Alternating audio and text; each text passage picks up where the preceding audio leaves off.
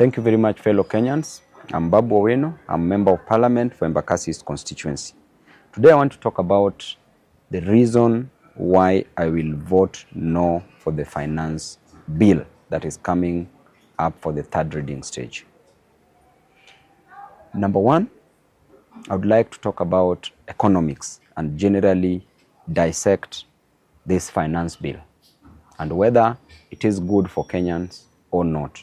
And the simple conclusion is that this finance bill is very hazardous, very unhealthy, very depressing, very traumatizing for Kenyans, and therefore Kenyans must never accept it. And basically I want to advise William Ruto, that if you must lie, then you must lie like a priest. How does a priest lie? There was a priest who was crossing a border, accompanied by another lady. This lady carried something that she ought to have declared at the border. Then the lady requested the priest that if the priest could carry what the lady had so that they could cross over, because the priest was a frequent or rather a regular traveler. So the lady took what she had, put in the priest's pocket. Upon reaching where they were supposed to declare whatever they had, the security officer asked the priest, "Bwana priest, what do you have to declare?" The priest said, "From my belt upwards, I have nothing to declare." Then the security officer asked the priest, "What about from your belt downwards?" The priest said that from my belt downwards, I have something precious to ladies. Then basically the security officer smiled and let the priest pass. So I want to advise Ruto, if you must lie, lie like a priest. Number one, I want to discuss, or rather base my argument on economics and what we call the macroeconomic fundamentals. Number two, I will talk about whether this finance bill will give us more revenue or not. And number three, I want to talk about absorption. And in absorption, as used in economics, absorption equals to government expenditure plus consumption plus private investment. So generally, I want to advise William Ruto, because seemingly is being advised by people who have lost their minds. In simple words, people who are mad. Because a nation is not run like a kiosk. A nation is not run like a toilet. Back to economics. What did the government want to achieve by this finance bill? We find that by the introduction of many taxes, or rather increasing taxes, literally means that the government will not collect the required amount of money. Why? Because if you increase taxes in a nation, you reduce the aggregate demand. If you reduce the aggregate demand, you reduce consumption of those goods and services. The moment you reduce the consumption of goods and services in a nation, then it means that people will not buy. People will look for alternatives.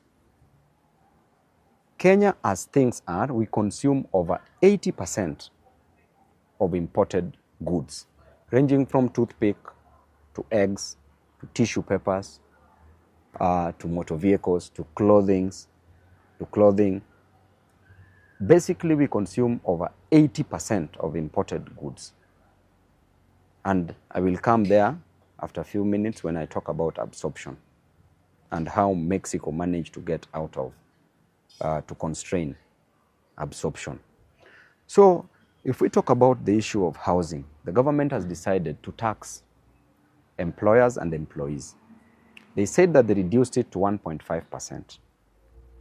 What does this have? What is the net result? What are the consequences of the introduction of the 1.5% tax on housing? Number one, the government should never concentrate on private goods. Private goods are goods like housing, construction of houses. They should just create an enabling environment for them, for people to build their own houses. First, houses, lack of houses is never a problem in Kenya. It is not one of the major challenges Kenyans are facing. Kenyans have different challenges ranging from unemployment to matter school fee to high cost of living and others. Number two, the government should focus on public goods like the construction of roads, proper infrastructure. The government should also focus on merit goods. And merit goods are goods like education and health. So private goods should never be concentrated on. What should the government do? The government should create an enabling environment for people to construct their own houses. If there is any land lying fallow, and this land has electricity, this land has water, this land has proper road networks, then the government should ensure that they reduce the cost of land for an individual, for Kenyans, so that they are in a position to purchase land and construct their houses. If they are employed, then these people can start even by constructing mabati houses. Then thereafter, they can graduate into constructing more modern houses. Number two, to solve this issue of housing, the government must be in a position to develop proper infrastructure system in Kenya, develop proper roads, introduce the idea of the electric train. If you bring up the idea of the electric train, then a person in Naivasha can come to Nairobi within 10 minutes, work and go back to Naivasha. People in Kiambu can come to Nairobi within 5 minutes. People in Nakuru, people in Kisumu, people in Kajiado, they can easily come to Nairobi, work and go back. So houses should never be a main problem. And the government should not punish people for being employed. Already you are punishing people for not giving them jobs. You should not punish people for being employed by deducting their income, which is 1.5%. So the issue of housing, number one, will lead to more slums sprouting.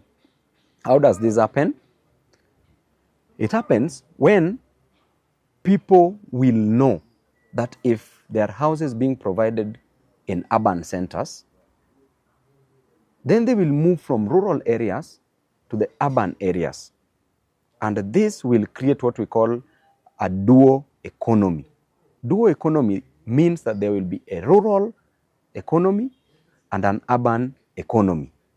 So this is very detrimental to our nation, because the people in the rural will be extremely poor, and in urban areas where people will be migrating from the rural areas to urban areas, it means that people in urban areas will be so many, there will be no jobs, there will be high level of crime in urban areas. If you want to finish a slum like Kibra or Soweto in Embakasi East constituency, more slums will come up because people will think that houses are being given to them. So that alone is going to mess this nation. Number two, introduction of this tax on employees for the housing, affordable housing on employees. What does this mean? It means that employees will cease employing people. Why? Because they will not want to employ more people so that they pay more to the government as they are taxed. So it means that there will be an introduction of capital, the machines, to do the work that's supposed to be done by human beings. So this introduction of the affordable housing will also lead to unemployment. So if you ask me about housing, it is a balderdash, pure nonsensical. It is something that does not add value to our nation. Just create an enabling environment, let people build their own houses. Number two, on the issue of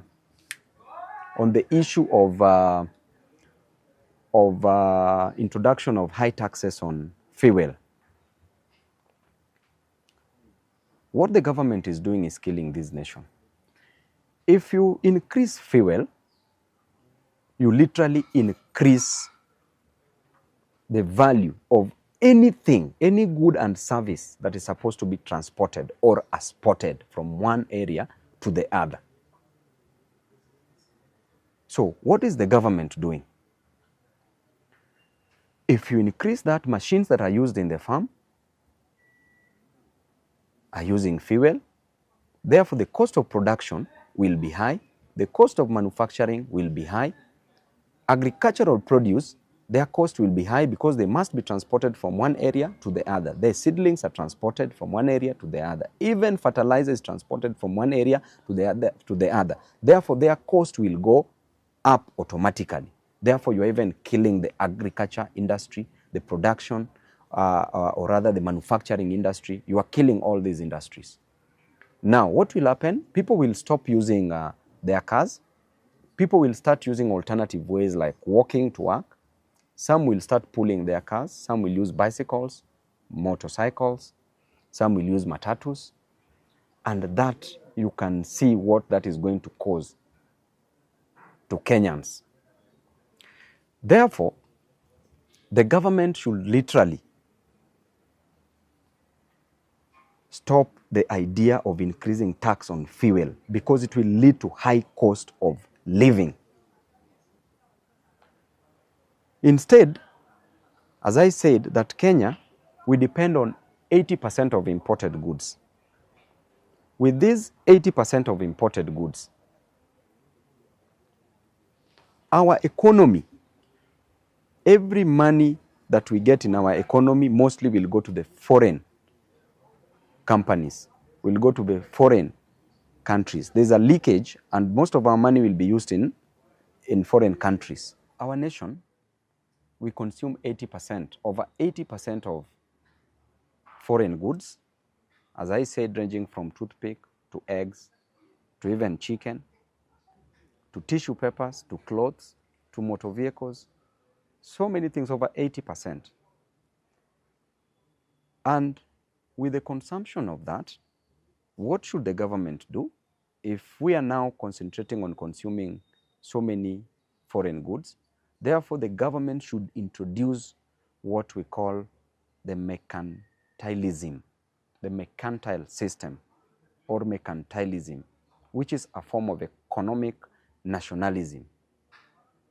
The government should introduce that concept where we depend less on imported goods and we export more goods. We introduce manufacturing industries in our country to provide jobs, and mercantilism is the best way to provide jobs in our nation. We introduce that so that the goods that we export can earn us foreign income. Instead of Kenya as a nation, we say we want to depend on agriculture, but even what we produce from agriculture in itself does not sustain us. So the introduction of the tax on fuel, or rather the fuel levy, will really further bring the high cost of living to its optimum. Kenyans are going to suffer. What is this government doing which is so wrong? Because at some point, somebody can think that they want to reduce absorption, but that is not the case. In the reduction of absorption, and absorption equals to consumption plus government expenditure plus private investment. When there was a big problem in Mexico, where Mexicans, or rather Mexico as a country, could not pay its debt, it resolved into constraining absorption and conversion of the debts. So many American companies were set up in Mexico, they were doing businesses in Mexico, and the money was leaking back to America. So what did the Mexicans do? They lowered absorption. They constrained absorption. And the businessmen from America who were in Mexico had to move from Mexico back to their countries. And the money was no longer leaking. The money was being spent into the Mexico economy. In our country, what is happening? We are doing the opposite. we are encouraging the foreign investment in our country. For example, look at the Absa Bank. Absa Bank registered 46 billion profit in its first quarter. By the end of the year, they shall have registered 200 billion, approximately 200 billion Kenya shillings as a profit. On the other hand, the government has decided to reduce the corporate income tax, which we call the CIT, abbreviated as CIT, from 35% to 30%, meaning that the government is losing 5%. So if we take 5% of 200 billion Kenya shillings, we get 1 billion. So the government is losing 1 billion from the corporate income tax and wants to tax the normal Kenyan and recover that 1 billion from an ordinary Kenyan, which does not make sense at all. So the government's intention is not to constrain absorption, is to kill Kenyans.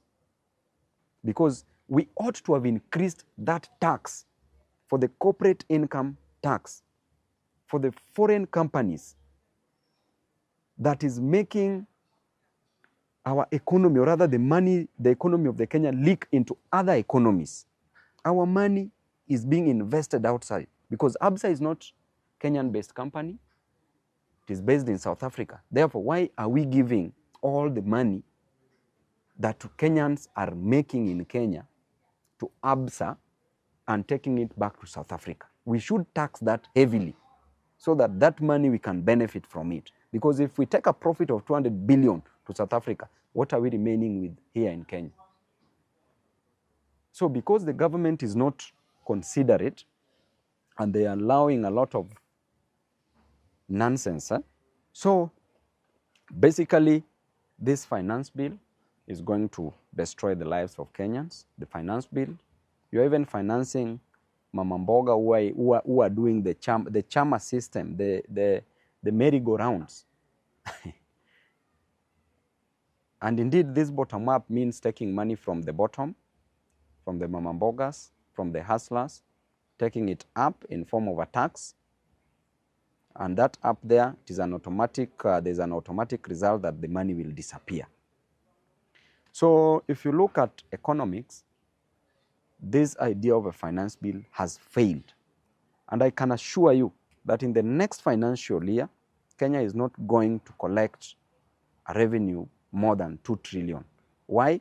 Because if you increase tax, you reduce the aggregate demand, you reduce the consumption, therefore you cannot collect. As simple as that. So whoever is advising William Ruto,